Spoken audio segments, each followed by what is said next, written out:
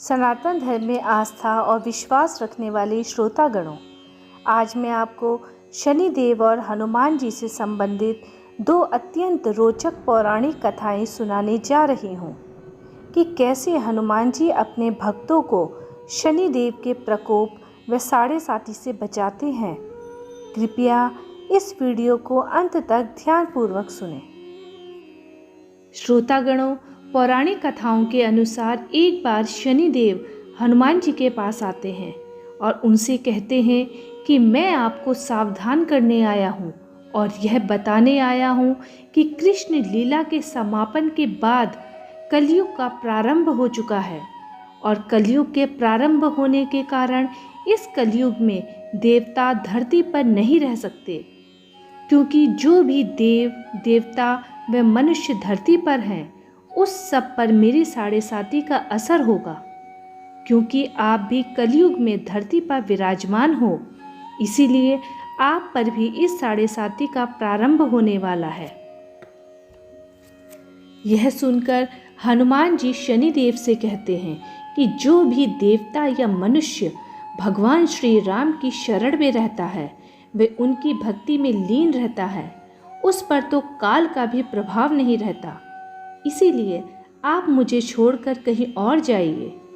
यह सुनकर शनिदेव हनुमान जी से कहते हैं कि मैं सृष्टिकर्ता के विधान के आगे विवश हूँ, इसीलिए आपके ऊपर मेरी साढ़े साती अभी से प्रभावी हो रही है और इसीलिए मैं आज से ही और अभी से आपके शरीर में प्रवेश कर रहा हूँ और इसे कोई भी टाल नहीं सकता। शनिदेव के इस प्रकार के घमंड भरे व अहंकार वाली बातें सुनकर हनुमान जी उनकी मंशा समझ जाते हैं कि शनिदेव में बहुत घमंड आ गया है तथा अब इनका घमंड तोड़ने की बारी है। अतः हनुमान जी शनिदेव से बड़ी विनम्रता से कहते हैं कि ठीक है, अगर आप मेरे ऊपर आना चाहते हैं तो आ जाइए, परंतु ये तो बताइए कि आप मेरे शरीर पर कहाँ पर आ रहे हैं। तो यह सुनकर शनिदेव बड़े गर्व से हनुमान जी से कहते हैं कि मैं 2.5 साल आपके सिर पर बैठकर आपकी बुद्धि को विचलित करूँगा और फिर उसके अगले 2.5 साल पेट में रहकर आपके शरीर को अस्वस्थ करूँगा और अंतिम 2.5 साल आपके पैर पर रहकर आपको भटकाता रहूँगा। इतना कहकर शनिदेव हनुमान जी के सिर पर बैठ गए। तब शनिदेव के सिर पर बैठते ही हनुमान जी को खुजली होने लगी, तो उन्होंने खुजली शांत करने के लिए वहीं पर स्थित एक पर्वत को उठाकर अपने सिर पर रख लिया। तब उस पर्वत से दबकर घबराकर शनिदेव हनुमान जी से बोले कि ये आप क्या कर रहे हो।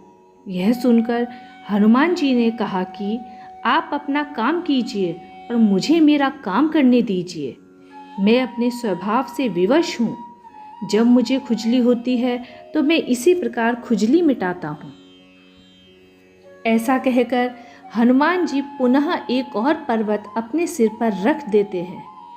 उस दूसरे पर्वत को सिर पर रखते ही शनिदेव और दब जाते हैं और हैरान परेशान होकर हनुमान जी से कहते हैं कि आप इन दोनों पर्वतों को अपने सिर से उतारिए, मैं समझौता करने के लिए तैयार हूँ। लेकिन हनुमान जी शनिदेव की एक नहीं सुनते और तीसरा बड़ा पर्वत उठाकर फिर अपने सिर पर रख देते हैं। 3 पर्वतों को सिर पर रखते ही हनुमान जी के सिर पर बैठे शनिदेव इस बोझ से चिल्लाने लगते हैं और हनुमान जी से कहते हैं कि मुझे छोड़ दो, अब मैं आपके नज़दीक कभी नहीं आऊँगा। लेकिन फिर भी हनुमान जी उनकी पुकार को सुना अनसुना करके चौथा पर्वत भी अपने सिर पर रख देते हैं।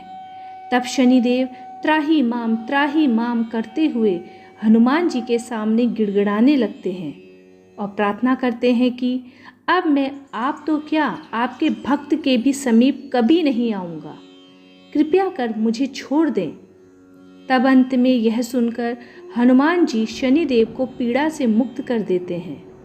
इस प्रकार हनुमान जी ने अहंकार से भरे हुए शनिदेव का घमंड चूर चूर किया। श्रोतागणों, इसी प्रकार शनिदेव व हनुमान जी से संबंधित दूसरी पौराणिक कथा इस प्रकार है कि गुजरात के भावनगर में स्थित सारंगपुर गांव में कष्टभंजन हनुमान जी का अकेला एक ऐसा मंदिर है जहां पर बजरंग बली के पैर के नीचे शनिदेव बैठे हुए हैं। इस मंदिर के सबसे खास बात तो यह है कि इस मंदिर में शनिदेव नारी रूप में विराजे हुए हैं। इस मंदिर की पौराणिक कथा के अनुसार एक बार शनिदेव का कोप इतना अधिक बढ़ गया कि सभी प्राणी परेशान होने लगे। तब सभी भक्तों ने हनुमान जी की शरण ली।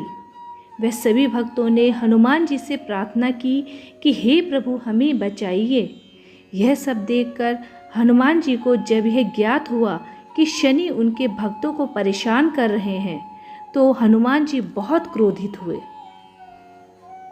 तब क्रोध में हनुमान जी ने अपनी गदा उठाई और गदा लेकर शनिदेव को खोजने लगे। शनिदेव को जब इस बात का पता चला कि हनुमान जी अपनी गदा लेकर उनके पीछे आ रहे हैं तो वे बहुत घबरा गए और यह समझ गए कि अब तो मुझे कोई नहीं बचा सकता। उन्हें छुपने का और कोई भी उपाय समझ नहीं आया।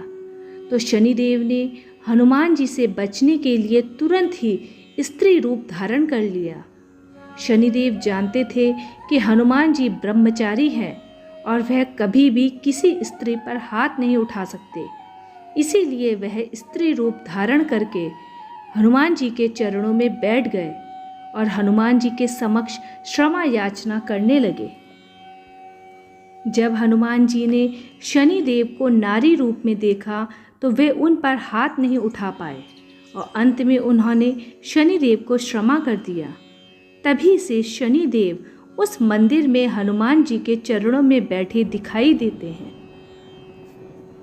श्रोतागणों, इस प्रकार शनिदेव ने हनुमान जी को वचन दिया कि आपका कोई भी भक्त यदि आपकी सच्ची मन से भक्ति करेगा तो उस पर शनि की साढ़ेसाती का प्रभाव नहीं होगा।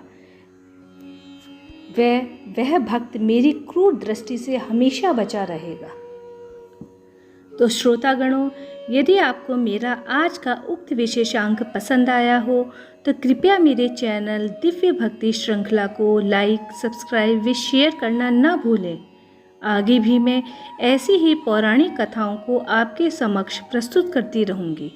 धन्यवाद।